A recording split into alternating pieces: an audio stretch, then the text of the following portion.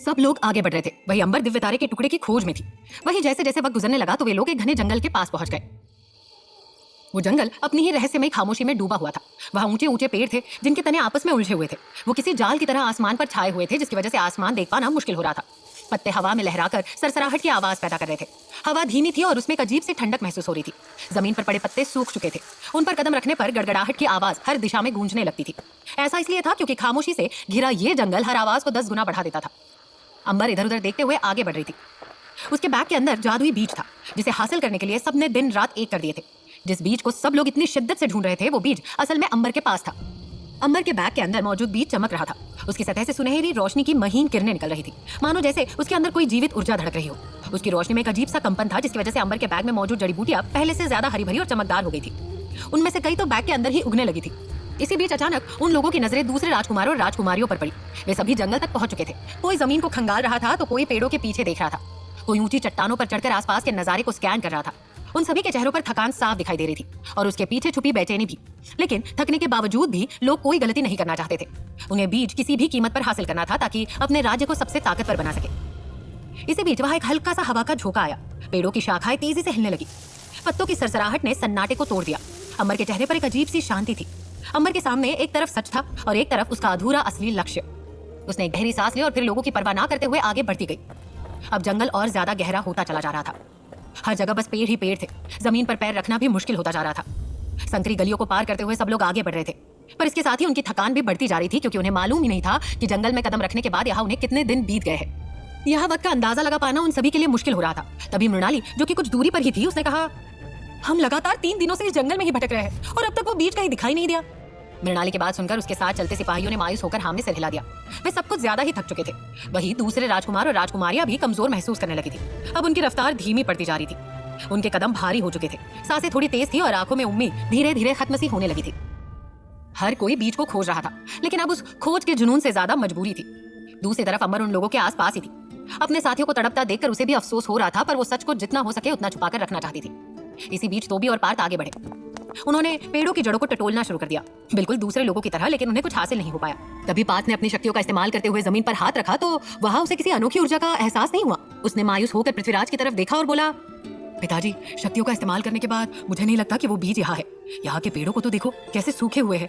घास में कोई चमक नहीं है। यहाँ सिर्फ और सिर्फ खामोशी ही है। ये सुनकर पृथ्वीराज ने धीमी आवाज में कहा, वो बीज हमें इतनी आसानी से नहीं मिलेगा पार्थ, हमें कोशिश करते रहना होगा। ये सुनकर पार्थ ने चुपचाप हाँ में सिर हिला दिया और फिर वे लोग धीरे धीरे आगे बढ़ते चले गए। वही अंबर अपना नाटक जारी रखते हुए आगे बढ़ती रही। उसने पेड़ों को टटोला, जमीन को खोदा और वो सब किया जिससे सबको लगे कि वो भी बीज को ढूंढ रही है, पर उसकी नजरें दिव्य तारे के टुकड़े को खोज रही थी। अब वहां अंधेरा गहराने लगा था, जिसकी वजह से सब लोग अपनी अपनी जगह पर रुक गए और उन्होंने वहीं रुककर आराम करने का फैसला किया। उन सब ने जंगल में सूखे पत्तों और लकड़ियों से कुछ कुछ दूरी पर आग जलाई और सब लोग शांति से अपने अपने टेंट लगाकर जंगल में आराम करने लगे। सब थक चुके थे, इसलिए सबको आराम चाहिए था। इसलिए रात की ठंडी हवा और शांति में सभी गहरी नींद में सो गए। लेकिन अंबर अब भी जाग रही थी। उसने गहरी सांस ली और टेंट में ही बैठ गई। उसका मन अशांत था, इसलिए उसने अक्षत से बात करने का फैसला किया। तभी अंबर ने आंखें बंद की और पलक झपकते ही वो मनके के अंदर पहुंच गई। वहां अक्षत और अमर पक्षी बैठे आपस में कुछ बातें कर रहे थे।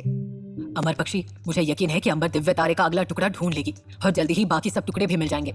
इस बार मैं 70% इंसानी रूप में आ जाऊंगा। फिर मैं अंबर के आखिरी दिव्य तारे का टुकड़ा ढूंढने में मदद कर सकता हूँ। फिर एक बार मैं इस बंधन की दुनिया से बाहर गया तो इसे संभालने वाला और कोई नहीं होगा। इसलिए मैं जिम्मेदारी तुम्हारे कंधों पर सौंपना चाहता हूँ। मैं चाहता हूँ कि तुम इस खूबसूरत दुनिया को ऐसे ही सजाए रखो। अब से तुम इस जगह के मालिक होगे। अक्षत ने कहा। यह सुनकर अमर पक्षी मुस्कुराया और बोला, फिक्र मत करिए मालिक, मैं यहाँ सब संभाल लूंगा। मुझे बस आपको जल्द से जल्द इंसानी रूप में देखना है। मुझे उस दिन का इंतजार है जब आप इंसानी धरती पर कदम रखेंगे। ये सुनकर अंबर उनके पास आई और बोली, ये सब तो ठीक है, लेकिन तीसरा टुकड़ा कहाँ है? वो मुझे मिल ही नहीं रहा है। अंबर फ्रस्ट्रेटेड से लग रही थी। उसे परेशान देखकर अक्षत मुस्कुराया और बोला, अंबर यहाँ आओ, मेरे पास बैठो। अंबर ने जब उसकी बात सुनी तो वो चुपचाप उसके पास आकर बैठ गई। तभी अक्षत ने अंबर के कंधे पर हाथ रखते हुए धीमी आवाज में कहा, हर चीज का एक वक्त होता है अंबर। आज नहीं तो कल तुम्हें दिव्य तारे का तीसरा टुकड़ा जरूर मिल जाएगा। बस तुम्हें शांत मन से उसे ढूंढने की जरूरत है। ऐसे यूं बेचैन मत हो। मुझे पूरा यकीन है मैं जल्दी ही इंसानी रूप में आ जाऊंगा और धरती पर कदम रखूंगा। फिर हम मिलकर हर खतरे से लड़ेंगे। ये सुनकर अंबर मुस्कुराने लगी। वो अक्षत को इंसानी रूप में देखने के लिए बहुत एक्साइटेड थी। वो बस चाहती थी कि जल्द से जल्द सभी दिव्य तारे के टुकड़े मिल जाए और अक्षत मनके से हमेशा हमेशा के लिए बाहर आ जाए। तभी अंबर ने कुछ सोचते हुए कहा, मैंने ड्रैगन के दिल में हर जगह खोज ली। यहाँ आए हमें न जाने कितने दिन बीत गए, लेकिन पता ही नहीं, मुझे रह रहकर ऐसा लग रहा है कि दिव्य तारे का टुकड़ा ड्रैगन के दिल में नहीं है। ये सुनकर अक्षत ने कहा, अंबर, अगर तुम्हें ऐसा लग रहा है तो हो सकता है तुम सही हो। अब जब तुम इतनी दूर आ ही गई हो तो क्यों ना थोड़ा और आगे चला जाए। क्या पता मंजिल के आखिर में तुम्हें दिव्य तारे का टुकड़ा मिल ही जाए। मुझे पूरा यकीन है कि वो यही गई है। अंबर दिव्य तारे के टुकड़े को लेकर थोड़ी सी परेशान थी, इसलिए अमर पक्षी ने बात पलटते हुए कहा, वैसे अंबर, सलील और मेघाली की शादी हो गई, तुम्हारी शादी को लेकर क्या ख्याल है? ये सुनते ही अंबर का चेहरा टमाटर की तरह लाल पड़ गया। उसने शर्म से नजरें झुका ली। वो पार्थ से शादी तो करना चाहती थी, लेकिन अक्षत के बिना नहीं। उसे पार्थ और अपनी शादी पर अपने सबसे बड़े गुरु अक्षत का आशीर्वाद चाहिए था। उसने बस एक नजर अक्षत की तरफ देखा और कहा, पहले कुछ जरूरी काम पूरे हो जाए, उसके बाद मैं भी शादी कर लूंगी। ये सुनकर अक्षत झट से बोला, वक्त का पता ही नहीं चलता, चुटकियों में गुजर जाता है। कल ही तुम अपने नन्हे नन्हे पाँव से चलकर मेरे पास आई थी, मेरी गोद में खेलती थी, और अब देखो तुम्हारी शादी के दिन भी करीब आ गए। ये सुनकर अंबर अक्षत के गले लग गई। अक्षत से बात करने के बाद उसे अच्छा महसूस हो रहा था। वो कुछ वक्त उनके पास ही बैठी रही और सवेरा कब हो गया उसे पता ही नहीं चला। सुबह की पहली किरणें धीरे धीरे जंगल के ऊपर फैलती गई। वो टहनियों के बीच मौजूद गैप से छनकर जमीन से टकराने लगी। अंबर भी वक्त रहते मनके से बाहर चली आई थी।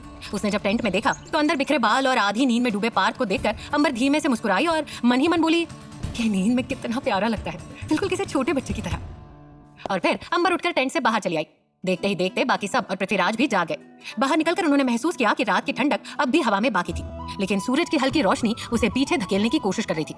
पेड़ों की ऊंचाई से छनकर आती रोशनी जमीन पर सुनहरी धारियों जैसी बिखर रही थी। ये नजारा देखकर पार्थ धीमे से मुस्कुराया और बोला, ये जगह पल पल बदलती रहती है, काश आज हमें वो बीज मिल जाए। मैं अब वापस जाना चाहता हूँ। सलील और मेघाली भी शहर से वापस आने वाले होंगे। उसकी बात सुनकर अंबर ने हाँ में सिर हिला दिया और अपने बैग को कसकर पकड़ते हुए मन ही मन बोली, अगर गलती से भी पार्थ को मालूम पड़ गया कि जादुई बीज मेरे पास है तो मुझे बहुत गलत समझेगा। पार्थ का उस जादुई बीज के मिलने के साथ साथ गांव वापस जाने का भी बहुत मन था। वो सलील से मेघाली और उसके हनीमून के बारे में सब कुछ पूछना चाहता था। उसे भी अंबर से शादी होने के बाद एक अच्छी सी डेस्टिनेशन पर जाना था। वो पहले से ही सारी तैयारियां करने लगा था। वहीं दूसरी तरफ धीरे धीरे बाकी लोग भी जागने लगे। कोई अपने कंधों को सीधा कर रहा था तो कोई उंगलियों से आंखों को मलते हुए आसमान की तरफ देखने की कोशिश कर रहा था। आज का दिन शुरू हो चुका था और उन लोगों की तलाश भी। वे लोग फिर से अलग अलग दिशाओं में फैलते जा रहे थे। जंगल वही था, लेकिन रास्ते बदलने लगे थे। अब तक उन सभी ने उस जगह के अलग अलग रंगों को देखा था।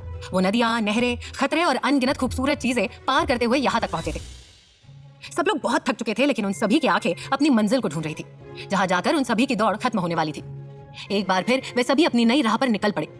कोई तेजी से आगे बढ़ने लगा तो किसी ने धीमी शुरुआत की। वो कभी जमीन को देखते तो कभी अंधेरे कोनों की ओर निगाह दौड़ाते। सब लोग हर चीज को 2 बार टटोल रहे थे, मानो जैसे कुछ रह ना जाए और उनसे कोई गड़बड़ी ना हो जाए। अगर इतनी मेहनत के बाद भी जादुई बीज उनकी आंखों के सामने हुआ और वो उसे देख नहीं पाए तो उन्हें बहुत अफसोस होगा। सब लोग धीरे धीरे आगे बढ़ते चले गए। वही सूरज भी चढ़ने लगा था। धीरे धीरे वहां पर गर्मी बढ़ने लगी और तापमान इतना बढ़ गया कि सबके चेहरे पर पसीना पानी की तरह चमकने लगा। हे भगवान, अचानक मौसम बदल कैसे गया? एक सिपाही ने परेशान होते हुए कहा। तपती गर्मी उन्हें परेशान कर रही थी, जिसकी वजह से उनके कदम धीमे होने लगे थे। वक्त के साथ कुछ लोग इतने थक चुके थे कि उनके लिए ये खोज अब बोझ बनती जा रही थी, लेकिन अंबर के लिए ये एक जुनून था। वो अचानक आगे बढ़ते हुए एक पेड़ के पास रुक गई। उसने पेड़ की एक चमकती हुई डाल को छुआ और उसमें मौजूद गहरी दरार को बड़े ध्यान से देखने लगी। उसके अंदर से तारे जैसी टिमटिमाती रोशनी बाहर आ रही थी। उस रोशनी को देखते ही अंबर की आंखें भी अचानक जगमगा उठी। उसने बिना देरी किए अपना हाथ उस दरार के अंदर डाला और जब हाथ बाहर निकाला तो उसके हाथ में दिव्य तारे का टुकड़ा नहीं, बल्कि एक अजीब सा अंडा था। वो पारदर्शी सफेद दूध सा चमकता अंडा दिखने में बहुत खूबसूरत लग रहा था। उसकी चमक देखने के बाद अंबर भी हैरान रह गई थी। तभी अचानक तो भी अंबर के पास आया और बोला, क्या तुम्हें बीज मिल गया? इस पर अंबर बोली, क्या ये वो बीज है? वो ऐसे बिहेव कर रही थी मानो जैसे उसे असली जादुई बीज कैसा दिखता है ये मालूम ही ना हो। अंबर की बात सुनकर तोबी ने कहा, शायद नहीं अंबर, ये बीज तो नहीं है, पर दिखने में ये खास लग रहा है। ये सुनने के बाद अंबर ने बस चुपचाप अपना सिर हिला दिया। तभी पृथ्वीराज बोला, ये किसी जादुई जीव का अंडा लगता है अंबर, हो सकता है इसके अंदर से कोई खास जीव निकले। ये सुनकर अंबर बोली, फिर तो मुझे इसे वापस रख देना चाहिए, इसकी माँ परेशान हो जाएगी। आखिर क्या था उस अंडे में? कौन थी उसकी माँ? क्या वो वापस आने वाली थी? क्या करेगी अब अंबर? कैसा होगा उसका ये रोमांचक सफर? क्या वो दिव्य तारे के टुकड़े को ढूंढ पाएगी? आगे की कहानी जानने के लिए सुनते रहिए अंबर अस्त्र, सिर्फ और सिर्फ पॉकेट एफएम पर।